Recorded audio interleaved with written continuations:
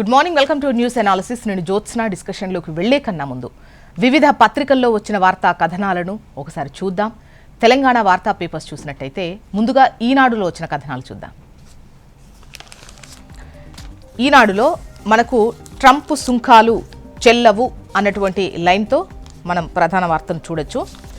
ఇక్కడ దాదాపు ప్రపంచంలోని అన్ని దేశాలపై ఎడాపెడా భారీ సుంకాలు విధించిన అమెరికా అధ్యక్షుడు డొనాల్డ్ ట్రంప్కు సర్వోన్నత న్యాయస్థానంలో నిన్న గట్టి ఎదురుదెబ్బే తగిలింది అని చెప్పొచ్చు. అమెరికా చట్టసభల అనుమతి లేకుండా విధించినటువంటి ఈ సుంకాలను రద్దు చేస్తూ 9 మంది న్యాయమూర్తులతో కూడిన సుప్రీం 6.3 మెజారిటీతో తీర్పు వెలువరించింది. అధ్యక్షుడి అత్యవసర అధికారాల చట్టాన్ని వినియోగిస్తూ ప్రతీకార సుంకాలు విధించడాన్ని కూడా ధర్మాసనం తప్పుపట్టింది. రాజ్యాంగం ప్రకారం చట్టసభలకు మాత్రమే పన్నులు సుంకాల విధింపు అధికారం ఉంటుంది అని స్పష్టం చేసింది. పన్నులు సుంకాలు విధించే అధికారాన్ని రాజ్యాంగ నిర్మాతలు కార్యనిర్వాహక శాఖకు ఇవ్వలేదు అంటూ నిన్న సుప్రీం చెప్పినటువంటి క్రమంలో ఆ తర్వాత ఈ తీర్పు వచ్చిన తర్వాత ఆ జడ్జిలను చూసి సిగ్గుపడుతున్నా అన్నారు ట్రంప్. అయితే ఇక్కడ ఏంటంటే ట్రంప్ ఏదో ప్రతీకారంతోని సుంకాలు వేసేయడం, టారిఫ్లు వేసేయడం కరెక్ట్ కాదు. సభల్లో మెజారిటీతో ఏదైనా పాలసీ తీసుకొచ్చేటప్పుడు కానీ సుంకాలు వేసేటప్పుడు కానీ నిర్ణయాలు తీసుకోవాల్సినటువంటి అవసరం ఉంటుంది. కార్యనిర్వాహక వర్గానికి అటువంటి అవకాశం లేదు. సో అందుకోసం దీన్ని రద్దు చేస్తున్నామంటూ నిన్న అమెరికా సుప్రీం చెప్పినటువంటి విషయాన్నే ఇక్కడ ప్రస్తావిస్తూ ప్రధాన వార్తగా ఇచ్చారు. అయితే కోర్టు తీర్పుపై ట్రంప్ మండిపడ్డమే కాదు, మరింత రెచ్చిపోతూ మరో 10% సుంకం విధిస్తున్నట్టు ప్రకటించాడు. ధర్మాసనం విదేశీ ప్రభావానికి గురైందని కూడా ఆయన ఆక్షేపించినటువంటి పరిస్థితి. ఇక కృత్రిమ మేధపై వార్ రూమ్ హైదరాబాద్లో ఏర్పాటు చేయండి, నీతి ఆయోగ్ తరహాలో నేషనల్ కౌన్సిల్ నెలకొల్పాలి, ప్రధాని మోదీకి సీఎం రేవంత్ రెడ్డి విజ్ఞప్తి. ఏఐ ఇంపాక్ట్ సమ్మిట్ 2026లో నిన్న ముఖ్యమంత్రి ప్రసంగిస్తూ ముఖ్యంగా కృత్రిమ మేధపై వార్ రూమ్ హైదరాబాద్లో ఏర్పాటు చేయండి, నీతి ఆయోగ్ తరహాలో నేషనల్ కౌన్సిల్ నెలకొల్పాలి అని చెప్పేసి ప్రధానికి విజ్ఞప్తి చేశారు. ఇక మరో అవినీతి కేసులో శివబాలకృష్ణ అంటూ లేఅవుట్ మారుస్తూ జీవో జారీ చేయడంపై ఫిర్యాదు, ఎంఏయుడి అనుమతి లభించడంతో ఏసీబీ దర్యాప్తు ఆరంభం అంటూ ఈ హెచ్ఎండిఏ పూర్వ డైరెక్టర్ శివబాలకృష్ణపై ఏసీబీ మరో కేసు నమోదు చేసింది. అదే ఈ వార్త. బెంగాల్ సర్ విధుల్లో జిల్లా జడ్జిలు. అయితే రాజ్యాంగ వ్యవస్థలైన పశ్చిమ బెంగాల్ రాష్ట్ర ప్రభుత్వం, ఎన్నికల సంఘం మధ్య విశ్వాస రాహిత్యం నెలకొనడంపై సర్వోన్నత న్యాయస్థానం తీవ్ర విచారం అయితే వ్యక్తం చేసింది. ఈ రెండు వ్యవస్థల మధ్య నిందల పర్వం కొనసాగడం దురదృష్టకరమని CJ justice Suryakant, justice Joymalya Bagchi, justice Vipul M Pancholi ధర్మాసనం పేర్కొంది. రాష్ట్రంలో ఓటరు జాబితా ప్రత్యేక సమగ్ర సవరణ ఎస్ఐఆర్ ప్రక్రియ వివాదాస్పదం కావడాన్ని సాధారణ పరిస్థితిగా పేర్కొంది. దీనిని సరిచేసేందుకు అసాధారణమైన ఉత్తర్వులు జారీ చేయక తప్పడం లేదని తెలిపింది. సో ప్రస్తుత రిటైర్డ్ న్యాయాధికారులను కేటాయించాలని కలకత్తా హైకోర్టుకు సుప్రీం ఆదేశించింది. సో బెంగాల్ ఎస్ఐఆర్ విధుల్లో జిల్లా జడ్జిలు ఉండబోతున్నారు.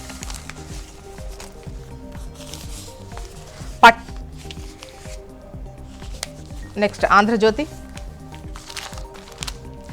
ఇక్కడ ట్రంప్ సుంకాలు చెల్లవు అని చెప్పేసి సుప్రీంకోర్టు ఇచ్చిన తీర్పును హైలైట్ చేస్తూ ప్రధాన వార్తగా బ్యానర్ ఐటంగా ఆంధ్రజ్యోతి ప్రచురించింది.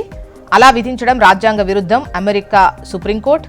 అత్యవసర చట్టం కింద సుంకాలు విధించే హక్కు అధ్యక్షుడికి లేదు, ఆ చట్టం కింద వాణిజ్యాన్ని నియంత్రించే హక్కు మాత్రమే ఉంటుంది. ఇక భారత ఎగుమతులకు మళ్లీ జోష్.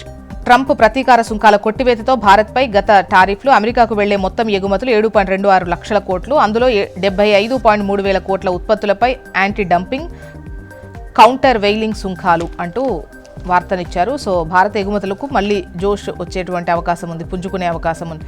మరోవైపు సుంకాలు కొనసాగుతాయి, ప్రత్యామ్నాయ మార్గాల్లో కొనసాగిస్తాం, సాధారణ సుంకాలకు అదనంగా మరో 10 విధిస్తాం అని చెప్పేసి ప్రకటించారు ట్రంప్. తెలంగాణలో ఏఐ స్టార్టప్ విలేజ్, హైదరాబాద్లో ఏఐ వార్ రూమ్ ఏర్పాటు చేసేందుకు సిద్ధం. భారత్ ఏఐ పవర్ హౌస్గా మారాలి, కేంద్రంలో ఏఐకి మంత్రిత్వ శాఖ ఉండాలి, మానవ పరిణామ క్రమంలో ఏఐ శక్తివంతమైన మలుపు అని అన్నారు CM Revanth Reddy. AI impact సమ్మిట్లో రేవంత్ ప్రసంగం. నెక్స్ట్ నమస్తే తెలంగాణ. ఇక్కడ పైన టాప్లో రీల్స్గా కనుక మనం చూసినట్టయితే రాహుల్ వర్సెస్ రేవంత్ అంటూ ఇండియా ఏఐ సమ్మిట్ పై కాంగ్రెస్ అగ్రనేత విమర్శలు, తీవ్ర విమర్శలు. సదస్సులో మోదీకి వ్యతిరేకంగా యూత్ కాంగ్రెస్ నిరసన. అదే వేదిక నుంచి కేంద్ర ప్రభుత్వంపై రేవంత్ ప్రశంసలు. సొంత పార్టీని ప్రతిసారి ఇరకాటంలోకి నెడుతున్న సీఎం. ఇక అవినీతే తప్ప హామీలు అమలు చేసినమా? స్థానిక ఫలితాల్లో సాధించింది బీఆర్ఎస్ కన్నా తక్కువే. గతంలో ఏ సీఎం వద్ద 2 ఏళ్ల పాటు ఇన్ని శాఖలు లేవు. అవమానకరంగా అధిష్టానం తీరు. రాజగోపాల్ రెడ్డి. కేజీబీవీలో ఫుడ్ పాయిజన్. 25 మంది విద్యార్థులకు అస్వస్థత. అల్పాహారం తిన్నాక వాంతులు. మెదక్ జిల్లా రేగోడ్లో ఘటన. ఇక ప్రధాన వార్త విషయానికి వద్దాం. బఫర్ టెర్రర్ అంటూ కాంగ్రెస్ సర్కార్ చేతిలో సామాన్యుడు సఫర్. ఇష్టానుసారంగా బఫర్ జోన్ల నిర్ధారణ. ఒక్కో చోట ఒక్కోలా. జీవో 168కు విరుద్ధంగా ప్రభుత్వ తీరు. మూసీ ప్రాజెక్టులో తాజాగా 30 నుంచి 50 మీటర్ల పెంపు.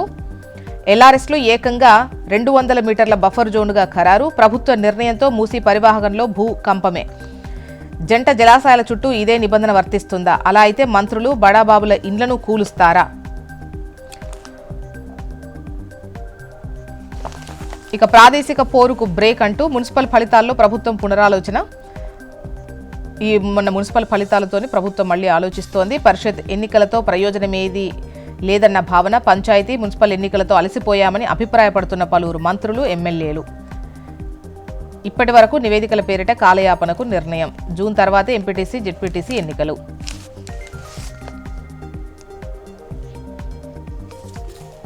నెక్స్ట్ ఏపీ వార్తా విశేషాల్లోకి వద్దాం. ఇక్కడ మనకు ప్రధాన వార్తగా ట్రంప్ సుంకాలు చెల్లవు అని చెప్పేసి అమెరికా సుప్రీంకోర్టు ఇచ్చినటువంటి తీర్పుని హైలైట్ చేస్తూ ప్రధాన వార్తగా ఇచ్చారు. ఇక 7 దిగ్గజ సంస్థలతో ఒప్పందాలు. అటు రాష్ట్రంలో క్వాంటమ్ ఏఐ టెక్నాలజీ విస్తరణే లక్ష్యం. విద్యార్థులు, యువతకు కొత్త సాంకేతికతల్లో శిక్షణ. సీఎం చంద్రబాబు సమక్షంలో సంతకాలు. నెక్స్ట్ ఆంధ్రజ్యోతి.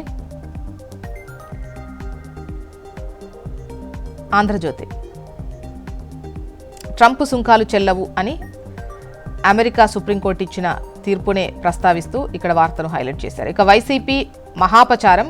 చెప్పులు, బూట్లు వేసుకుని శ్రీవారి పోస్టర్ల ప్రదర్శన. అసెంబ్లీ ప్రాంగణంలోనే కాదు మండలిలోనూ ఇదే తీరు. వాయిదా పడ్డాక పోస్టర్లు, ప్లకార్డులను లోపలే పడేసిన వైనం. ఇక quantum care of AP. Delhi AI సమ్మిట్లో 7 కీలక ఒప్పందాలు. నెక్స్ట్ సాక్షి. ట్రంప్ టారిఫ్లు చెల్లవు. అమెరికా సుప్రీంకోర్టు సంచలన తీర్పు. అధ్యక్షుడు డొనాల్డ్ ట్రంప్కు గట్టి ఎదురు దెబ్బ. పన్ను విధింపు అధికారం కాంగ్రెస్దే. రాజ్యాంగం అధ్యక్షునికి ఆ అధికారం ఇవ్వలేదు. టారిఫ్లకు ఐఈపీఏ చట్టాన్ని వాడటం చెల్లదు. 6.3 మెజారిటీతో తీర్పు వెలువరించిన కోర్టు. దేశాలతో యుద్ధం చేస్తున్నారా అంటూ వ్యాఖ్యలు. ఇక ట్రంప్ తగ్గేదేలే అంటున్నారు. ప్రపంచ దేశాలపై మరో 10% టారిఫ్లు. సుప్రీంకోర్టు తీర్పు సిగ్గుచేటంటూ నిప్పులు చెరిగారు. ఇక సొంత కమిటీ షురు అంటూ సుప్రీంకోర్టును ధిక్కరిస్తూ చంద్రబాబు సర్కార్ ఏకసభ్య కమిటీ ఏర్పాటు. పని చెయ్యని కల్తీ కుతంత్రం. సొంత కమిటీ షురు అంటూ వార్తను హైలైట్ చేస్తూ సాక్షి కథనాన్ని ఇచ్చింది. ఇవి సాక్షిలో వచ్చిన కథనాలు. మొత్తానికి ఇవి ఇవాళ వివిధ పత్రికల్లో వచ్చినటువంటి వార్తా కథనాలు. ఇప్పుడు ఒక చిన్న బ్రేక్ తీసుకుందాం. బ్రేక్ తర్వాత డిస్కషన్లోకి వెళ్దాం. Stay tune.